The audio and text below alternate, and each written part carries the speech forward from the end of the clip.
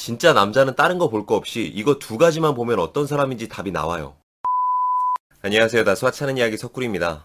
오늘은 지금 나와 함께하는 남자친구와 썸남 혹은 몰래 사모하고 있는 지금의 그 남자가 현실적으로 정말 좋은 남자인지 아니면 그저 좋은 척을 하고 있는 사람인지 한눈에 미리 구별할 수 있는 아주 간단한 팁 두 가지를 말씀드리겠습니다. 첫 번째, 어떻게 헤어져 왔는지를 파악하면 답이 좀 보입니다. 물론 과거의 연애사에 대해 꼬치꼬치 캐물으라는 말은 아니에요. 그저 이 남자가 과거의 연애에서 어떤 사건에 가장 중심을 두는지만 알아내면 되는 겁니다. 사람마다 모두의 행동 패턴과 습성이 다르듯 연애에도 이 사람이 지금껏 가지고 왔던 연애 패턴과 연애 습성이 드러나게 돼요. 쉽게 말해서 그 사람의 가치관과 됨됨이를 볼 수 있다는 거예요. 그래도 솔직히 과거에 대해 물어보는 건 사람에 따라선 매우 조심스럽고 위험한 행동일 수도 있습니다. 그리하여 막간을 이용해 바로 써먹을 수 있는 한 가지 팁을 알려드릴게요. 은근히 적절한 칭찬을 섞어 돌려 물어보는 겁니다. 오빠가 전에 만났던 사람은 어떻게 이렇게 자상하고 똑똑한 사람을 놓쳤을까? 그 여자 되게 이상한 사람이었지. 하는 식으로 은근히 이 사람 편을 좀 들어주며 자연스럽게 입을 열게 하는 방식이죠. 공감을 미끼로 안정감을 줘 무의식 중에 신문자가 원하는 답을 유추해내는 일종의 유도신문입니다. 제 경험상 이런 방법을 썼을 때 못해도 한 두 번이면 입을 열더라고요. 그리고 이 과정에서 여러분들이 빠르게 파악해야 하는 건 이 사람이 전 여친에 대한 욕을 과하게 하는지 아니면 그저 몇 마디 덤덤하게 하고 넘어가는지, 싸울 때는 주로 어떤 부분에서 가장 빡이 치는지, 포인트가 있다면 그것은 믿음에 대한 문제인지 미래에 대한 문제인지, 이도저도 아니면 그저 자신에 대한 대우와 보상 심리를 원하는 건지 알아내면 되는 겁니다. 당연히 그 사람이 말하는 것 외에 쓸데없는 상상을 덧붙여 판단해서는 안 되겠지만 몇 마디 듣다 보면 적어도 이 시기가 대인배인지 되게 피곤한 유형의 남자인지 정도는 감이 오실 거예요. 만에 하나 좋은 놈이면 적당히 조심할 거 조심하면서 잘 끌고 가보자고요.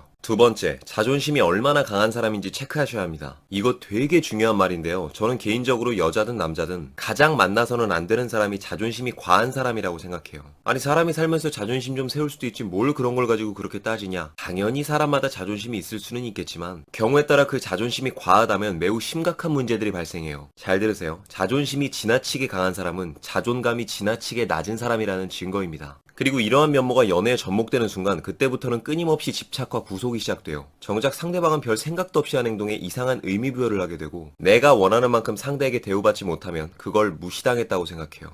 또한 상황이 심각해진다면 이러한 자격지심은 가스라이팅으로까지 연결될 확률이 매우 높아집니다. 그렇다면 과연 이런 남자들은 현실적으로 어떻게 구분해낼 수 있을까요? 어렵지 않습니다. 이거 하나만 보면 알아요. 혹시라도 이 사람과 싸우거나 마찰이 생겼을 때 그 사람 태도에 집중해보세요. 자존감이 높고 자기주관이 뚜렷한 사람들은 어떠한 문제가 발생했을 때도 그 문제에 대해 정말 자신의 잘못이 보이면 빠르게 인정하고 사과할 줄 압니다. 그런데 자존감은 낮고 자존심이 강한 사람들은 굳이 미안하다고 한마디만 하면 넘어갈 일을 죽어도 인정하지도 않고 사과하지도 않아요. 남은 게 자존심밖에 없어서 그렇습니다. 내가 나의 잘못을 인정하고 사과하는 순간 그나마 하나 있던 그 자존심마저 잃는다고 생각하는 거죠. 단적으로 예를 들어서 정말 상위 1%의 자존감이 하늘을 찌르는 남자들을 만나보면 그런 사람들은 막상 사과를 떠난 무릎도 잘 꿇습니다. 아니, 어떻게 이런 행동이 가능할까요? 내가 사과 한마디 한다고 해서 무릎 한 번 꿇었다고 해서 내 가치가 떨어지지 않는다는 걸 알고 있는 거예요.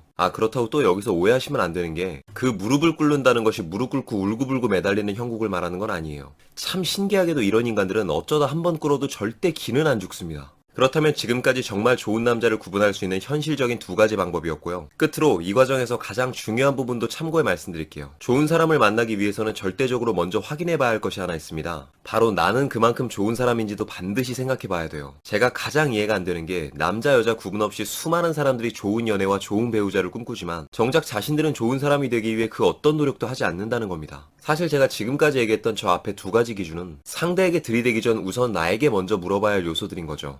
나의 연애사에는 이제껏 그 어떤 문제도 없었는지, 있었다면 그 원인은 어디서부터 발생한 것인지, 너무 상대에 대한 배려 없이 쓸데없는 자존심만 세워 살아왔던 건 아닌지 진지하게 생각해 보시길 바래요. 만고의 시간이 흘러도 불변하는 진리가 있다면 진짜 눈에는 진짜가 보인다는 겁니다. 부디 진짜를 찾기 위해 눈에 불을 켜고 색안경을 끼는 사람이 되기보다는 내가 그 진짜가 되기 위해 노력하고 갈고 닦는 지혜로운 여러분이 되시길 바랄게요. 그럼 오늘은 여기까지. 오늘도 영상이 마음에 드시는 분들은 여기 있는 사진 한번 눌러주시고 구독과 좋아요, 알림 설정 부탁드릴게요. 아프지 말고 삽시다. 석구리였습니다.